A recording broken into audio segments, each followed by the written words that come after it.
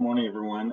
This is Will, aka Dr. Financial Literacy. I am not a CPA. I'm not a financial planner. I'm not an attorney. I am a political economist. I look at the relationships between society and the economy, and I try to make appropriate decisions for myself, my community, and my family. So one of the things that we're doing now, this is day two of Velocity Banking. How I'm going to show you my monthly salary, how it's bi-weekly, and how I'm going to use it to pay down one of my business credit card debt. Velocity banking, in simple terms, is basically a financial strategy to reduce your debt using a line of credit strategically. And when I say strategically, you have a purpose. There may be some other reasons that you can use it, definitely for enjoying your lifestyle and things of that nature.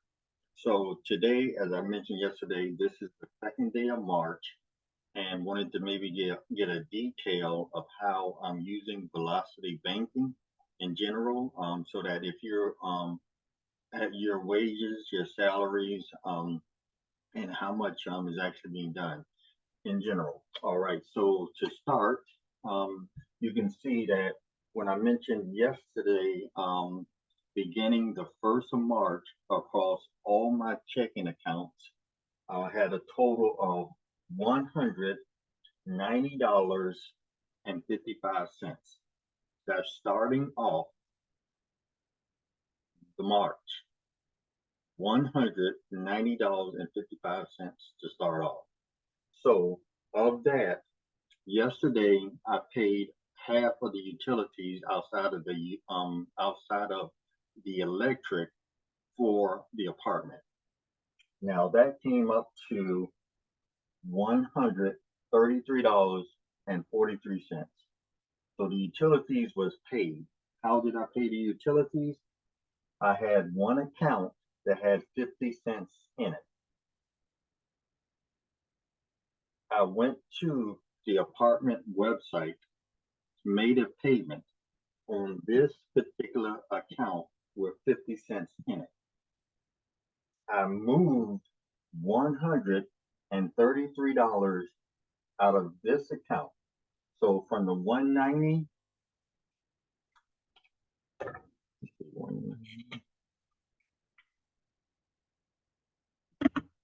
so again, I went to the apartment complex website.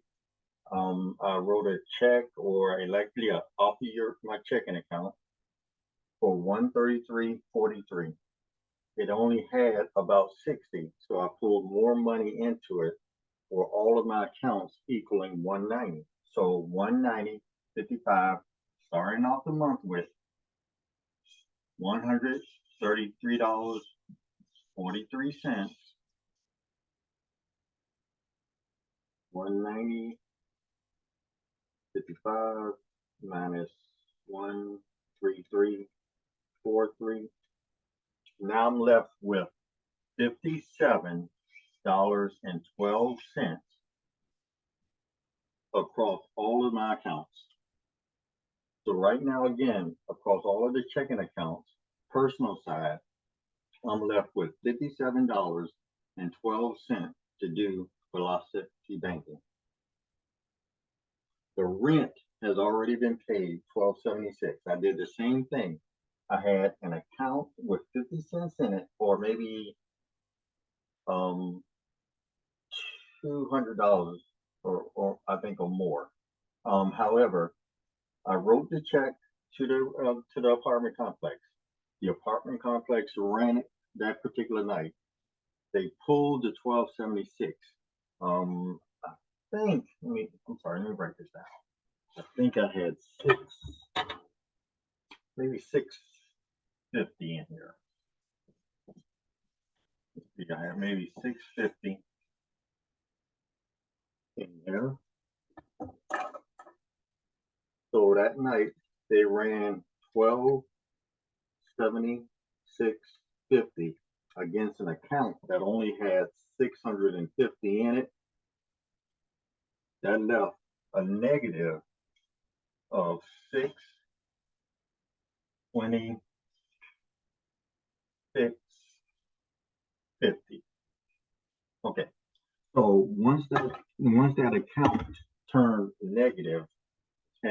it against the credit card.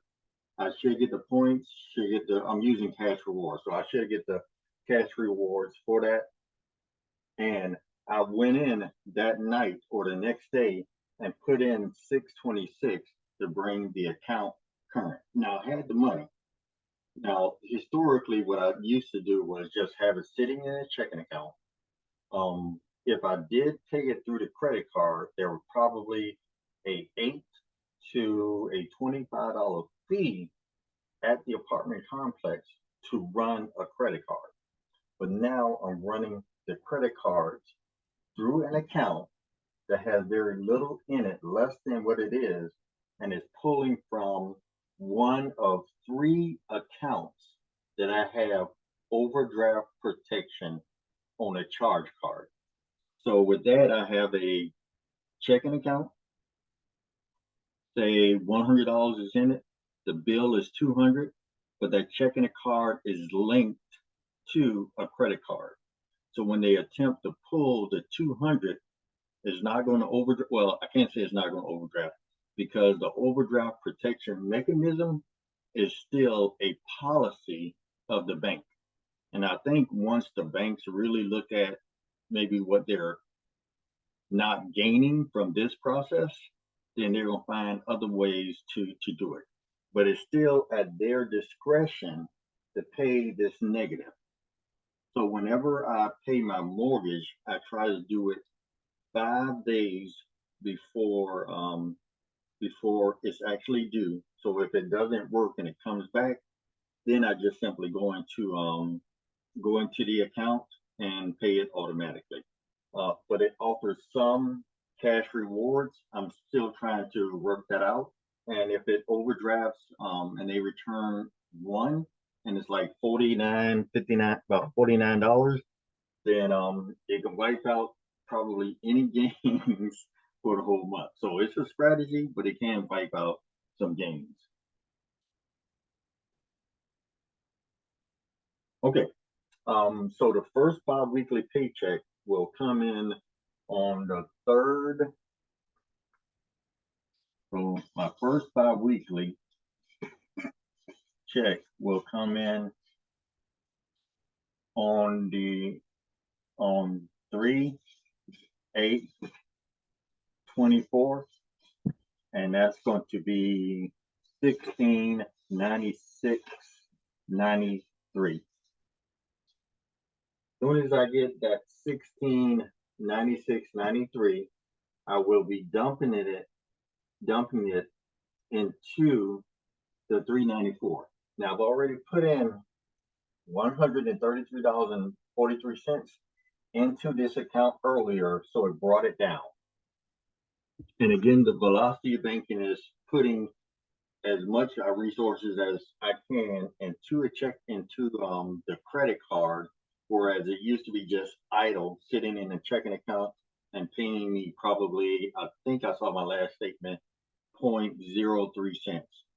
So I may have had a couple of $100 to $1,000 in a bank account just sitting there, and they pay me probably 0.01. But now I'm putting that money more to work. So of this debt that I'm trying to knock out as soon as possible, and this is my business credit card because I've done well with velocity banking on a personal side.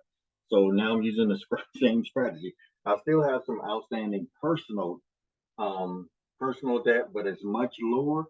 And now I'm trying to look at hitting those that have the highest average daily balance, which is giving me the highest per charge. The average daily balance on this particular card is costing about $3.90 per day. So that's why I just wanted to start working on that, and the other ones I can deal with because they have a lower in general. So from $5,394 minus the 133 that I initially put in,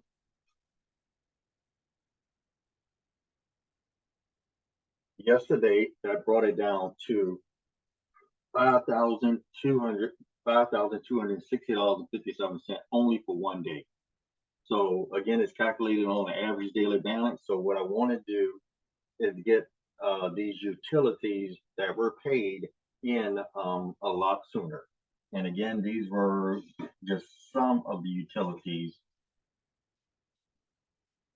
that were paid. The main one that's left is the electricity. So when I get this check on the 3rd to 8th, immediately I'm gonna bring it in to the bank account where it's down to $26.60. I'm gonna try my best not to charge any expenses against this card. Yeah, I'm gonna try my best not to charge any expenses on this card to try to keep it aligned, but I'll let you know how that goes. So when I put in this 1696.93 into it on the 8th, that's going to bring it down to 96, 93. That's going to bring it down to $3,563.64. Now that's temporarily because, well, the rent has already been paid. The rent has already been paid for the month, so that's not a factor for this particular month. So whatever is left from here from the utilities will help bring down this. So as soon as I get paid on the 3rd to 8th, I'm taking this 1696.93, putting it in here. Now historically, this 174 a month that I was paying. So historically, this 174 a month that I was paying on this 53.94 carried a monthly payment of $174. However, with Velocity Banking, and I'm now putting my paycheck in, it constitutes, or it wipes out that payment and it dumps this 1696 in, and I still have access to the 1696. So it's killing two birds in one stone. It's still giving me access to this, and it's making my payment. Now, access to this means that if I have to go back, I may end up doing a cash advance, which comes at a higher rate and comes with some fees. So I'm still working that out in general, because you may need some cash. 5712, I may need some cash, still working it out. Still trying to trust the process, still trying to trust the system.